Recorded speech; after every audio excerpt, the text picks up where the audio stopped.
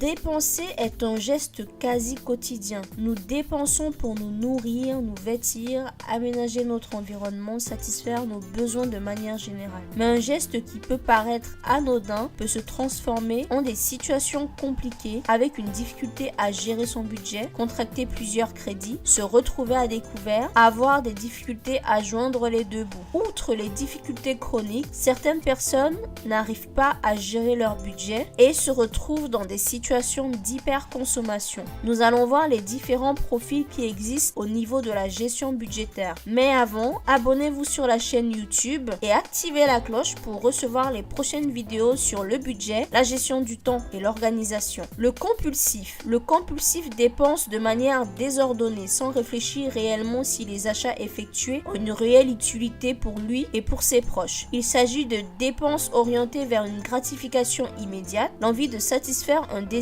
ponctuel. Le compulsif écoute souvent ses désirs, il oriente ses achats en prenant en compte le facteur émotionnel. Mais la seule question à se poser est: est-ce une dépense qui a une quelconque utilité dans ma vie, dans la satisfaction de mes besoins? Je vous invite à regarder la vidéo sur les besoins basée sur la théorie de Maslow. Le radin. Le radin n'aime pas dépenser même pour les dépenses liées à ses besoins. Il aura tendance à profiter de ses proches, de son entourage, pour ne pas sortir de l'argent. Parfois, il fait des promesses sans les respecter. Exemple, je paierai la prochaine fois. Son objectif est de tirer parti de toute situation lui permettant de ne pas dépenser. Il n'est pas dans une optique de gagnant-gagnant, mais plutôt dans celui de gagnant-perdant. En négociant avec lui, il aura tendance à vous plumer. L'économe. L'économe évite le gaspillage. Il a une liste de dépenses à effectuer pour satisfaire ses besoins. Il réfléchit à chacune de ses dépenses. Généralement, il s'accorde un temps de réflexion avant une décision d'achat importante. Il supprime ou réduit les dépenses secondaires qui ne sont pas indispensables à sa vie. Ça peut être les loisirs. Il se remet souvent en question sur sa gestion budgétaire pour pouvoir identifier quel poste il pourrait effectuer des économies. Il consomme entièrement certains produits avant d'en acheter d'autres. Par exemple, il aura tendance à aller faire des courses après avoir vidé son frigo pour éviter le gaspillage. Le malin. Ici, le mot malin a un sens positif. Le malin a un rapport particulier à l'argent. Il est à l'afflux des opportunités lui permettant de moins dépenser, comme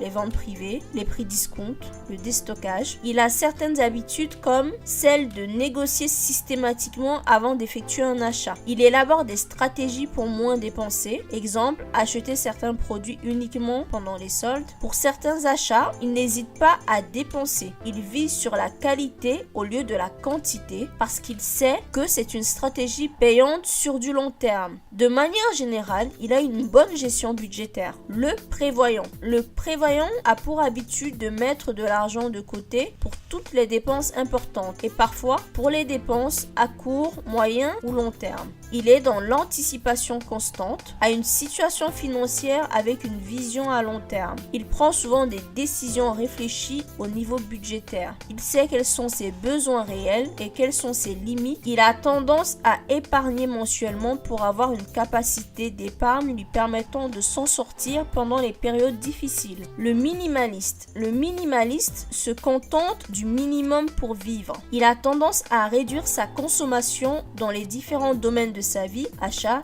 activité, aménagement de son environnement. Il a conscience que nous sommes dans une société de consommation avec des stratégies commerciaux qui nous amènent vers la consommation. Exemple, le marketing, la publicité. Il est donc dans une optique de vigilance et de prise de recul face à cela. Il s'agit d'un style de vie où les biens matériels ont pour but d'assurer un confort minimum, mais suffisant pour vivre. Exemple, acheter des livres d'occasion au lieu des livres neufs. Il s'agit d'un mode de vie tourné vers la simplicité. L'objectif ici est d'identifier quel est votre profil ou vos profils, de se questionner sur le pourquoi, quelles sont les raisons qui vous ont amené à entrer dans ce profil, avez-vous besoin d'en changer, s'auto-regarder et s'auto-critiquer est la première étape pour entrer dans un travail d'amélioration. C'est la première étape qui permet de s'orienter vers le changement. Abonnez-vous sur la chaîne YouTube, likez, partagez cette vidéo à toute personne susceptible d'être intéressée par les thématiques de cette chaîne ainsi que par la vidéo.